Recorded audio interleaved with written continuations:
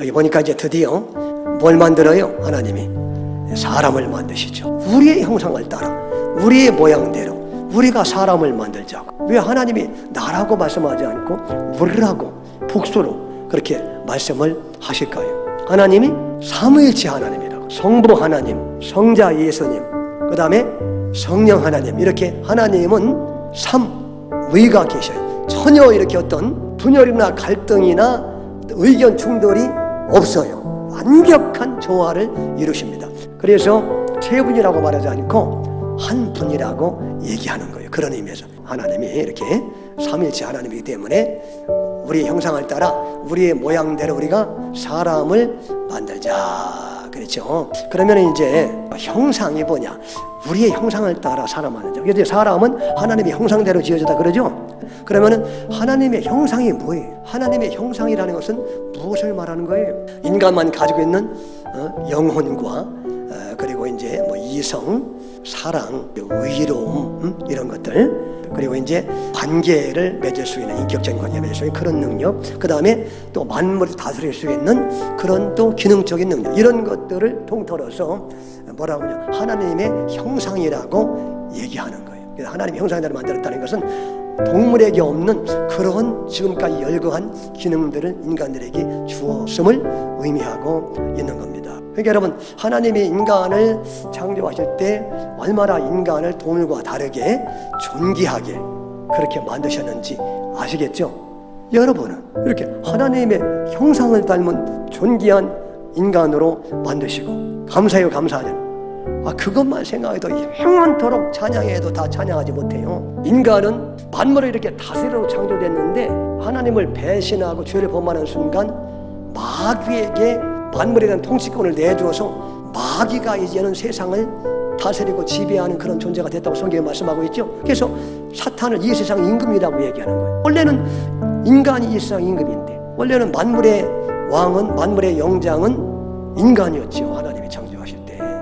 그런데 인간이 죄를 지니까, 사탄의 유혹을 받아서 죄를 지니까 사탄이 그 죄를 통해서 이용해서 통치권을 뺏어버린 거예요. 자기가 이제 그 죄를 이용해서 이 세상을 지배하는 공중의 세력을 잡은 마귀가 됐다고 말씀하고 이렇게 돼버리고 말았어요. 안타깝게도 그렇게 인간이 죄를 범해서 형상을 다 잃어버리고 비참하게 됐을 때 예수님이 오셔서 형상을 회복시켜 주시는 것이다, 그런 얘기죠. 그래서 이제 예수님을 우리가 꼭 믿고 영접해야 잃어버린 형상이 다 회복이 되게 되는 거예요. 여러분, 하나하나가 회복이 다 되는 거예요. 그래서 마침내 천국에 들어가면은 잃어버린 통치권이 완전히 회복이 되는 거예요. 타락에서 인간은 이렇게 하나님의 형상까지도 잃어버리고 비참한 존재가 되고 만물의 노예가 되고 죄와 사망과 사탄의 노예까지 됐는데, 예수님이 이 땅에 오셔서 그런 우리의 죄를 짊어지고 예수님이 비참하게 노예처럼 그렇게 십자가에서 비참한 대우를 받으심으로 말미암아 예수님을 믿기만 하면은 우리가 이제는 존귀한 하나님의 형상으로 다시 회복이 되어서, 그래서 이 땅에서도 이렇게 복을 누리다가 이 땅을 떠나면 그렇게 영원한 천국에서 새로운 하늘과 새로운 땅에서 만물을 다스리고 지배하는 그런 사람으로 다시 회복이 된다는 사실을 우리에게 말씀하는 줄로 믿습니다. 여러분, 얼마나 감사합니까? 다 이게 하나하나가 이렇게 앞으로 될 언약을 지금 얘기하는 거예요. 아담을 지금 얘기하는데, 아담의 창조를 얘기하는데, 성경은 아담이 타락할까지 미리 다 알고 앞으로 이제 제2의 아담으로 예수님을 보내실 것을 지금 말씀하는 거예요. 그런 것들이 다 이렇게 표면 안에 들어가 있다는 겁니다. 하나님의 말씀에 보면은 이런 말씀이 있어요. 기록된 바 첫사람 아담은 생명이 되었다 함과 같이 마지막 아담은 살려주는 영이 되었나니. 첫사람 아담은 하나님의 영이 이제 들어가니까 생명이 됐잖아요. 근데 타락해서 다 망쳐놨잖아. 그런데 마지막 아담이 오셔가지고 첫 번째 아담이 망쳐놓은 모든 것들을 마지막 아담으로 오셔서 예수님이 다 회복시켜 주실 것을 지금 말씀하고 있는 것입니다. 아멘. 그것까지 다 예견해서 약속하고 있는 거예요. 그러니까 표면은 첫 번째 아담의 창조지만 이면은 마지막 아담의 창조를 얘기하려고 지금 이게 등장하고 있는 줄로 믿습니다. 창세기 1장 3절에서 첫째 날 하나님이 빛을 창조했죠.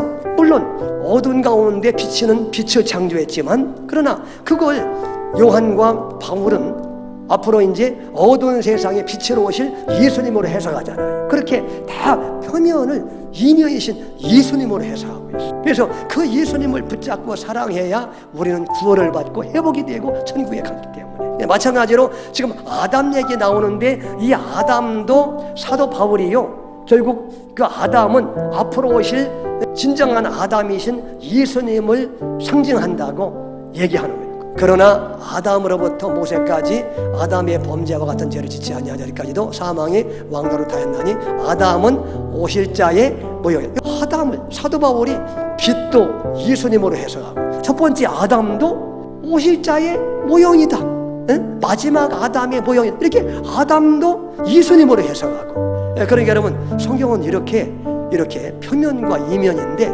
반드시 이면을 봐야, 그래서 이면의 주인공이신 예수님을 봐야, 그 예수님이 새로운 언약을 약속하고 있잖아요. 그 예수님을 붙잡고 예수님을 늘 의지하고 그분을 사랑하며 동행해야 모든 문제가 해결되도록, 그렇게 성경은 구성되어 있는 것이죠.